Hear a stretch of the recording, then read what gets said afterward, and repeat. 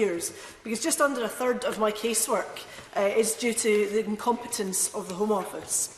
And most recently I raised the case of a young man, Eryar Poplazai, who claimed asylum in 2014.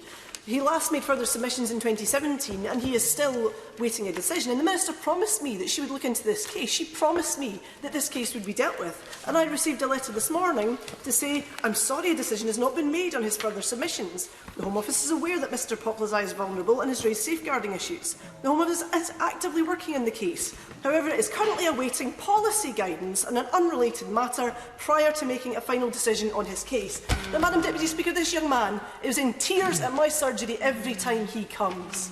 What is that answer that I can give to him? Because that is not any kind of answer at all. It's just wait and wait and wait. And he's seen his friends move on with their lives, carry on in their education, and he is stuck.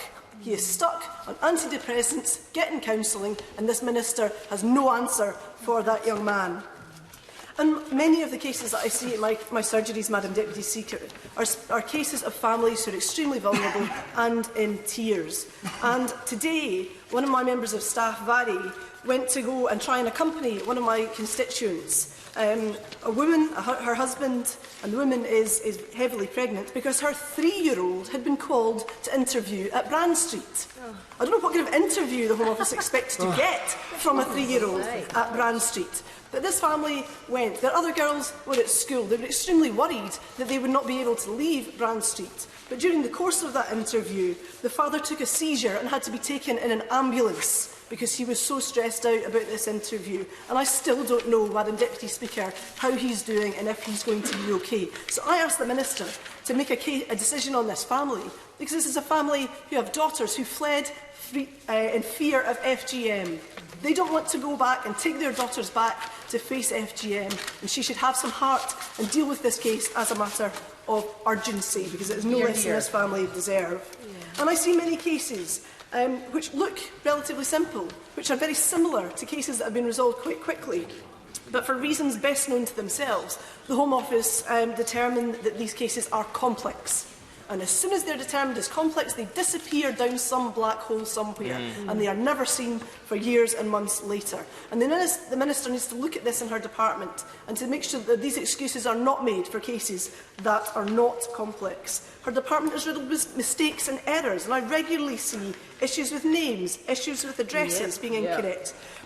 Recently, the Home Office mistook in a decision letter the difference between a closing and an opening balance on a bank account to refuse somebody a visitor's visa. They lose passports, they've lost a degree certificate, and they lose endless paperwork to the detriment of my constituents.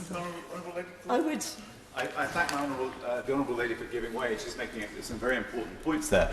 And I just wanted to expand on the point about visitors' visas. And it seems to me from what she's saying that she suffers the same sorts of issues as I do, where a great many of my constituents are simply asking that maybe their octogenarian parents should be able to visit them.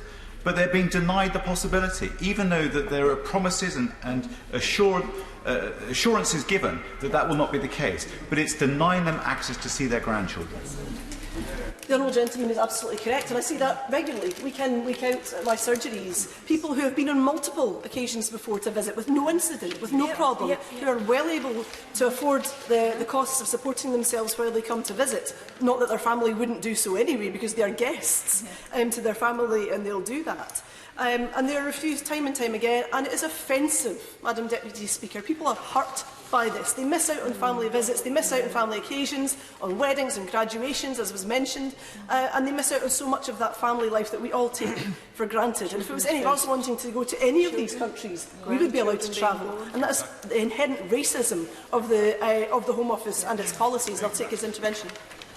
I'm very grateful to the Honourable Lady, who's making a very powerful case, in particular her reference to visitor visas and the poor decision-making that we've seen by the Home Office. Just to highlight a case I dealt with where there was a discrepancy of 1 pence between the P60 and other evidence. It was refused and that family was denied, the person was denied to attend a very important family wedding. Again, this illustrates the hostile environment created by this government through the back door. It does, and he's absolutely correct. And I see this day in, day out at my surgeries. And more recently, there's been a case that's been highlighted in the press, and it seems very much that the press is the way to go if you have a complaint about the Home Office. And if I was to do this, the pages of all the Scottish newspapers would be full of my constituents. But most recently there was a case of some musicians coming over from Chennai as part of a British Council, Creative Scotland, Scottish Government funded project. And this was a group of blind musicians from India who had been asked to come over as part of this project. And 2 musicians out of this group were refused. These 2 blind musicians were told that they didn't have sufficient reason to go back to India when this trip was finished. Now, their carers were allowed in, but these people with disabilities were not allowed into the country. And because that was highlighted in the press, magically, mysteriously, that decision has been changed. But it's too late because the event has passed.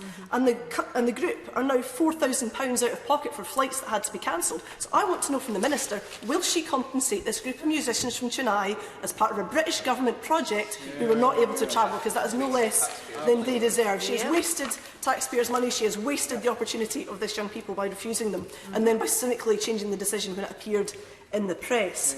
And I have good grounds to believe that cases that appear in the press are the cases that the government will take attention to and change their decisions. Because a number of the people who are in the highly skilled migrants group, that group who, because they made small and legitimate changes to their tax returns, the UK Government deemed under 3225 of the Home Office rules that they were in some way of bad character and a threat to national security.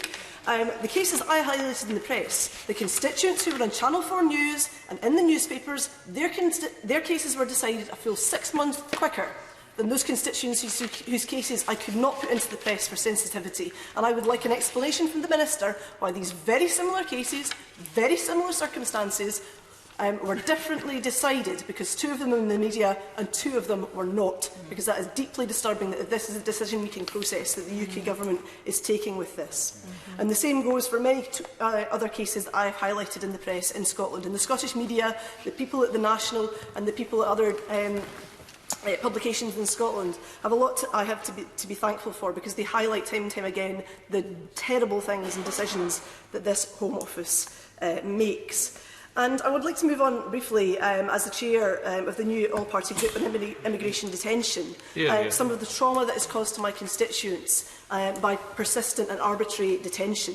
And there seems to be a sort of modern-day cat-and-mouse act, with people being arrested and let go, and arrested under immigration detention and let go.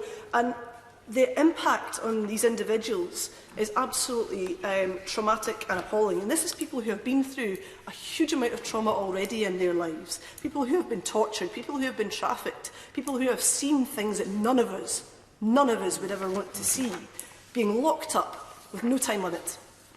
Now, if you're in prison, if you've done something wrong, you can accept that, and you know that when your sentence will end. But people in this country, quite uniquely, are held in immigration detention with no end in sight. And I ask the Minister to consider why she thinks that this is fair. And we heard from some people last night at the launch of our immigration detention APPG, and I pay tribute to their strength and their dignity in coming before us and telling their stories.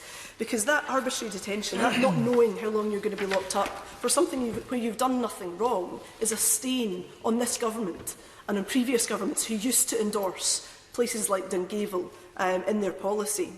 And I think that we need to do so much more to highlight the plight of people that are held in immigration detention, and to make sure that we do all that we can when people come to this country, when they come fleeing persecution, when they come fleeing FGM, when they come to look for a place of sanctuary, that we do not, by this government's actions, cause them further trauma, cause them further pain, and instead we protect them and we welcome them with open arms. Because just now in Scotland we are celebrating the Refugee Festival this week.